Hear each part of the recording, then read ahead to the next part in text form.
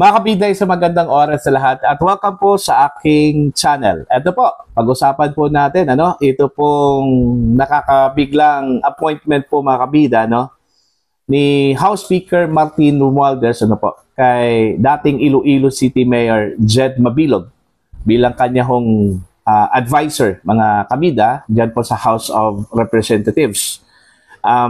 Kahapon lang po lumabas ito pong papel, kung saan po ay andun yung appointment ni dating Mayor Jed Mabilog bilang advisor ho ni House Speaker Martin Romualdez, mga kabida, effective May 1, 2025, yung kanyang umpisa ng kanyang trabaho. Now, kung maalala po ninyo, ito hong si dating Mayor Mabilog po mga kabida, ay umalis po ng Pilipinas noong 2017. Okay? Dahil siya po ay inakusahan po mga kabida, kung maalala po ninyo noong 2016, ang dating Presidente Rodrigo Roa Duterte publicly accused, Mabilog on a live television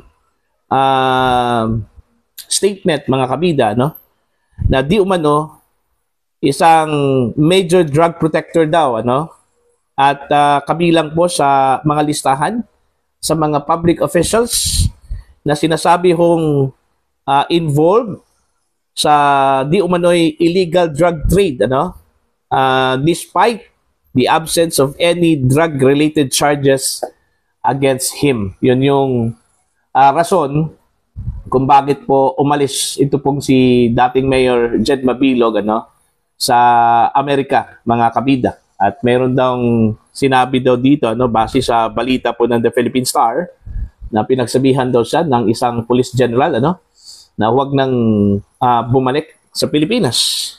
Okay? Now, bumalik po itong si Jed Mabilog noong September 10, mga kabida. Nung time po na nagkaroon po ng hearing, ito pong Quad Committee dyan po sa House of Representatives patungkol po doon sa extrajudicial killings and ito pong war on drugs ng dating Pangulo. Naging testigo po itong si Mabilog po mga kabida, sa naturang pagdinig. Kung hindi ako nagkamali, nung ika-6 ata na pagdinig ng Quadcom, nagpakita po itong si dating Mayor Jed Mabilog, mga kabida. Now, dito po sa idinabas na appointment ni House Speaker Martin Romualdez kay Mabilog, babasahin ko lang po ito mga kabida, balita po ng Manila Bulletin, posted po ito 12 hours ago. Ang sabi po dito, former Mayor Jed Patrick Mabilog of Iloilo City has been designated as special advisor to the House Speaker Martin Romualdez. Mabilog's appointment was announced during Saturday's meeting de avance of the opposition slate known as Team Sulong Gugma, led by incumbent Representative Jamjam Baronda. Mabilog was appointed last May 1, 2025 in a memorandum issued by the House Secretary General Reginald Velasco.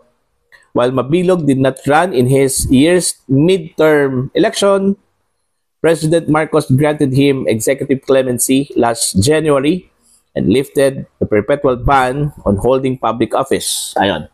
Ito pong si dating Mayor Mabilog, mga kabida, ay pinatawad po ng perpetual ban to hold public office.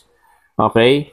Now, nung bumalik na po dito sa Pilipinas, sa post po ng The Manila Bulletin, actually meron pong 7,500 reactions at 2,000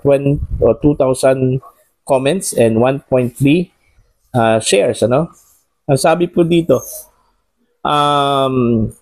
kung may appointment son of God, naggalit na galit ang mga loyalistang, ayan, hindi ko nababasahin yan. Meron namang appointment,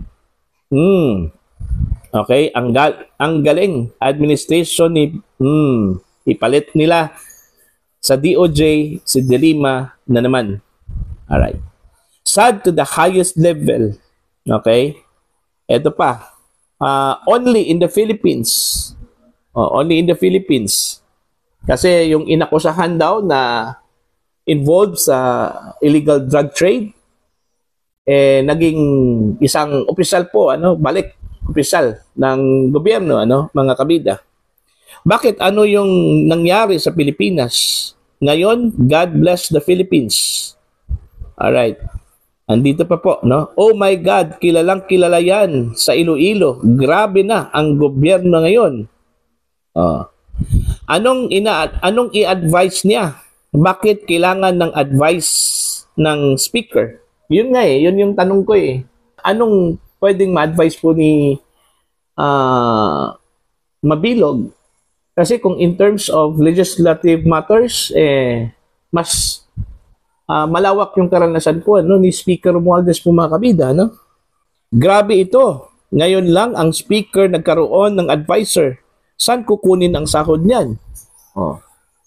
I don't know kung ano pong kalakaran po dyan po sa House of Representatives, lalong-lalo na po sa Office of the Speaker. Kung meron bang advisor, yung mga previous speakers of the House, mga kabida. Alright?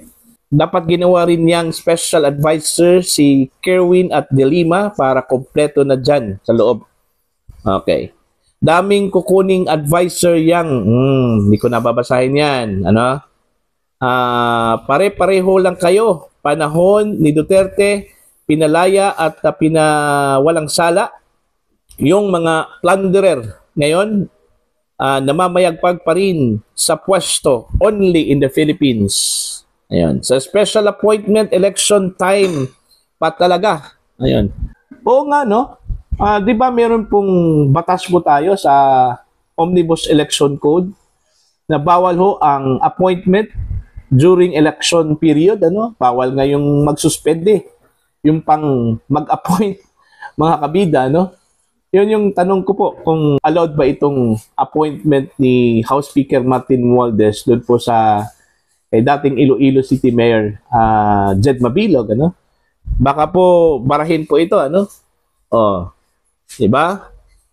Yun po, mga kabida. Ang dami pa pong mga comments po dito, Temporary lang nakay-sweep out naman si Tambaloslos. Talamak na talaga, sabog na namumuno. Okay, only in the Philippines, Impas Pilipinas, wala na, finish na. Meron pa po, nabigyan pala ng executive clemency yan. Wala man lang tayong kaalam-alam, siguro may mga iba pang mga drug lord na pinalaya yung isa, tatakbo pang mayor, Actually, hindi pa po napatunayan sa korte, Ito hong si dating Mayor Jed Mabilog, mga kabida, kung sangkot po ba ito, sa illegal drug trade, Sa listahan lang po 'yon ng dating presidente po ng Pilipinas, mga kabida. Iba kasi yung convicted, okay? Ayon po sa decision po ng competent court, Pero in fairness naman po kay Jed Mabilog, hanggang akusasyon lang po 'yon. Okay? Wala hong patunay po, makabida, na siya po ay talagang naging drug protector po, makabida. Pwede ho nating sabihin yan kung meron pong conviction mula sa isang competent court. Pero sa ngayon, wala. Until now, pwede ho nating i-assume ito pong si dating Mayor Mabilog na inosente po, makabida, unless proven otherwise by a competent court. Okay?